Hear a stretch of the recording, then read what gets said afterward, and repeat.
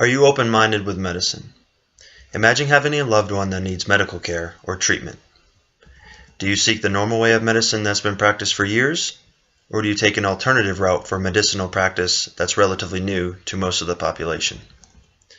There are many factors that you would take into account, including the risk over reward correlation.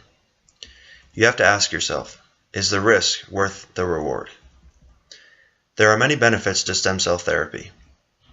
Of those benefits, they include curing illnesses, diseases, regeneration of damaged tissues, ligaments, and major joints.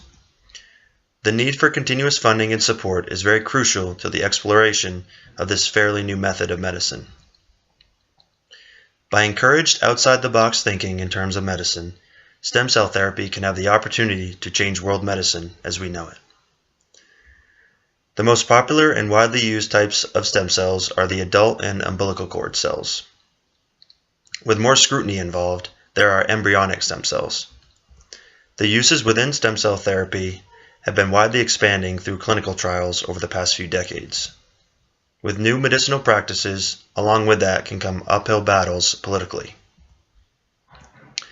The timeline of events have been back and forth within the Bush and Obama administrations and even years before that. It's just as important to give praise to the notable research and treatment facilities for their important technological advances and the strides they have made. What are adult stem cells, you may ask? They are undifferentiated cells found throughout the body. By undifferentiated, it means that the cell has yet to develop into a specialized type cell. The benefit to this cell, it has the potential to become various types of cells when introduced into the body. What makes the adult stem cell so useful is it can repair, renew, and regenerate numerous tissues and organs in the body.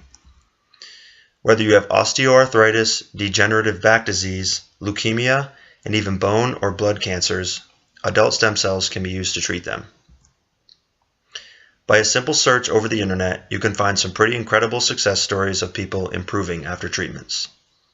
For example, this is a testimony to the treatment from an individual in Washington State. Since I had adult stem cell therapy to control my Parkinson's disease, I feel stronger and more enthusiastic in activities such as dressing myself, buttoning my shirts, and tying my shoes keeps getting easier and easier. I think it's important to be an advocate for this type of therapy because, for one, it eliminates the use of heavy medication, and secondly, it has far less side effects than medications prescribed. Embryonic stem cells have been the center of controversy since they have been discovered. The process of acquiring embryonic stem cells is quite simple in all actuality. If you so happen to stumble across some research on embryonic stem cells, you will find that it uses the process of vitro fertilization.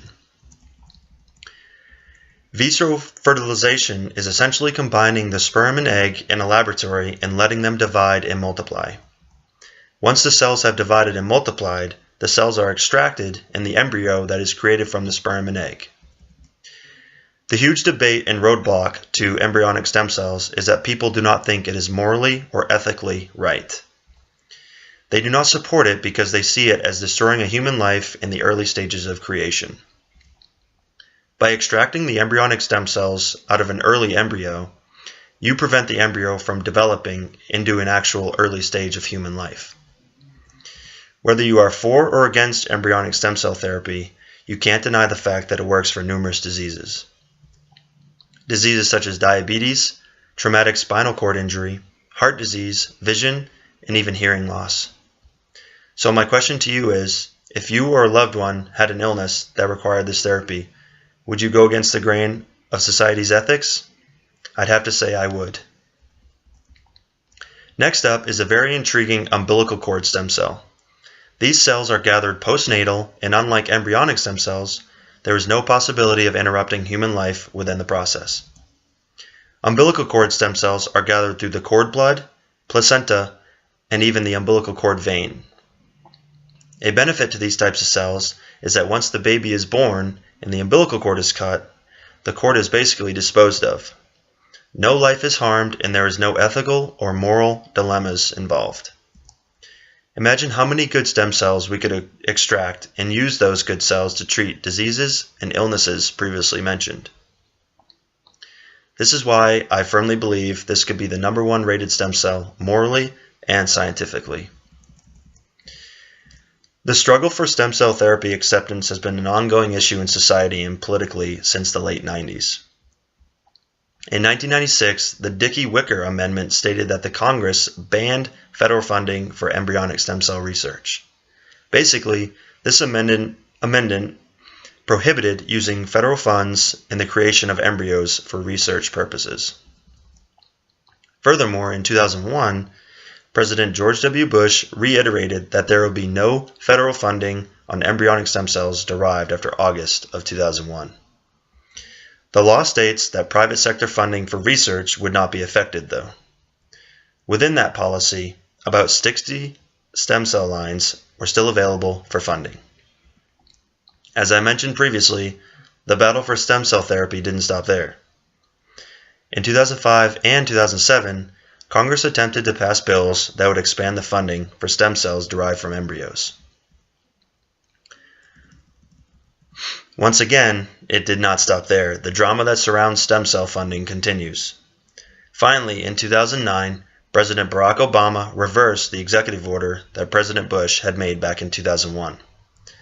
Since uplifting that order, there have been great strides in the field of stem cell therapy, and I'm happy to see the road it has taken. The push for alternative methods of medicine is needed in this country, and we need to keep expanding our horizons on how we practice modern-day medicine. I'd like to give praise to the doctors that consistently deal with the political and societal battles of researching and performing stem cell therapy. Without them, the breakthroughs in technology would not be where they are today. Whether you travel to Dallas, California, or even Panama, you can seek the treatments you need from expert doctors.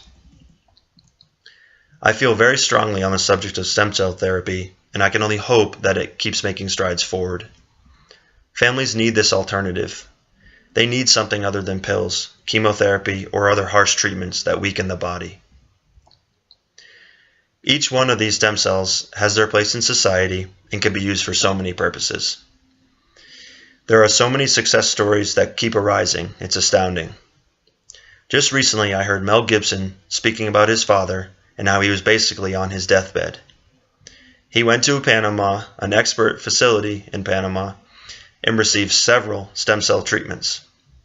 Miraculously, he recovered and was basically back to living a normal life and feeling healthy again. In closing, I understand there can always be potential negative side effects that could arise that we may not know of yet. But I'll ask you again, is the risk worth the reward? What if that special person in your life took that risk and it paid off?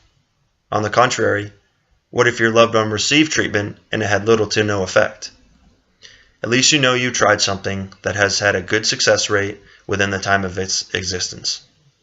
I can't stress enough, explore the new methods of medicine, do your research and due diligence, and lastly, I hope I have given you a new perspective on stem cell therapy. Thank you.